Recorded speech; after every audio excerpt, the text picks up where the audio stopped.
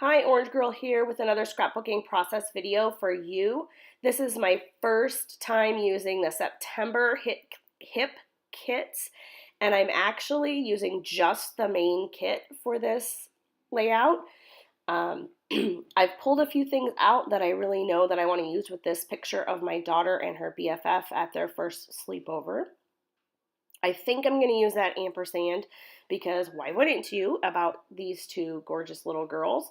But I'm not. You get to use it. It doesn't end up making the cut. So what I'm doing now is I'm just showing you these are kind of the things that I've already pulled out of the kit, the embellishments.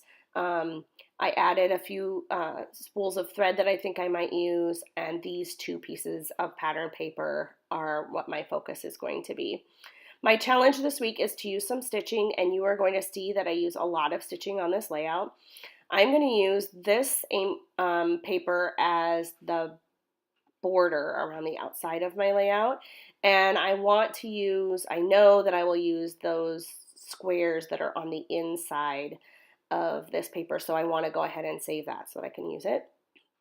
I do this a lot when I do borders because I want to save, especially if it's paper that I really, really like, because I want to use that inside part.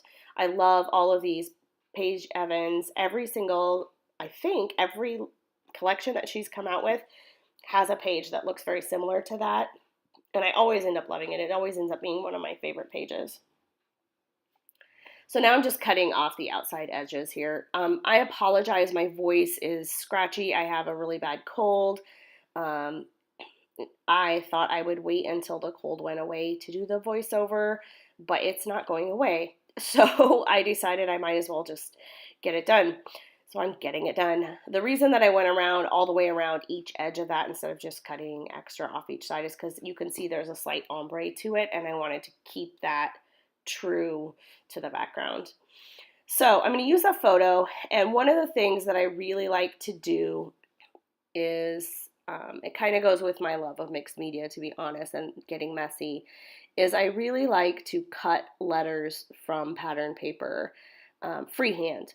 I like to do that because it just adds that homemade, whimsical kind of look, artsy, I don't know what to call it, look to the layout. And I also like to mix alphas, and so I'm not just going to do that, but this is something that I do a lot, and I just cut it freehand, and you'll see me kind of measuring a little bit the height of the letters, and that's just because when I cut out the little squares to cut the letter out freehand, I want to make sure that they're the same height, because in this case I do want, so there I am measuring, in this case I do want the height to be the same. I don't always, but for this layout I do.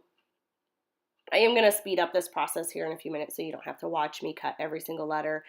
In fact, some of them I cut twice because that I changes colors later, and I think the N changes colors later, but you get the idea. So I like to cut these out, and I'm just using those different squares. This is going to be a really colorful layout. I didn't know that when I started, but I should have known that because I knew I wanted to use those bows and those hearts, and that paper by Paige Evans. So I'm a little under the weather. In fact, I'm kind of a hot mess if you really want to know the truth. I also have injured my wrist, and for videoing purposes, I decided I was going to try to hide that injury from my video audience. And I took my wrist cast thing off for this video. However, there are a couple times I will notice in the video, you might not notice, but there are a couple times where my wrist is hurting and I kind of wince a little. And so the cast will make an appearance later in the video because as I got the first part done, I decided this is ridiculous. I better just put it on. It really does help me not move in ways that I shouldn't be moving. So you might ask, how did that happen?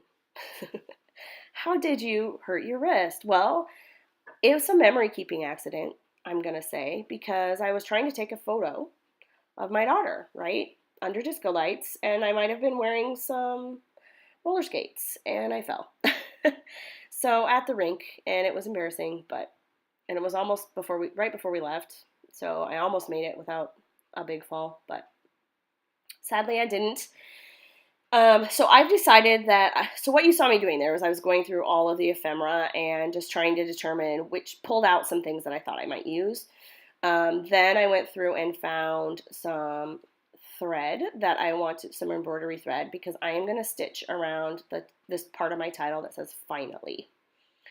So I went through and found some colors, and I'm trying to decide at this point which color I'm going to use. So I know I'm going to use a bow, so I put the bows out, and then I know I'm going to use whatever. So I can't decide, so I decide I'm just going to go ahead and make the holes. So I'm just using a paper piercer and piercing around, and magically I ended up using a lot of colors. So this is when I realized this was going to be a colorful layout, because I didn't use one, but I used many colors, a different color around each letter, actually. So the title of my layout is going to be finally #BFF sleepover. My daughter and her best friend live 3 hours apart. They met at a concert, which seems really funny because they're 7 and 8, but they are two peas in a pod for real. Like, they met and the connection was they are each other's person. And hopefully everybody has someone like that in their life, and I'm certainly glad that they found each other this early in life. I think they will be lifelong friends. So they live 3 hours away, and parents don't know each other all that well. And so over the summer, we have had many get-togethers, and we've gone to where they live, and now they've come to where we live, and we've met at concerts and all kinds of things. And the girls really from day one just wanted a sleepover, and we finally this past week were able to do that. And so this is a photograph of my daughter and her BFF as they fell asleep. Right as soon as they fell asleep, I snapped this photo before they moved because it was so cute. My daughter has her arm around her best friend, and there's a little unicorn between them, and I just love it. So those alphas, the BFF sleepover, are the exclusive alphas, exclusive to the main kits.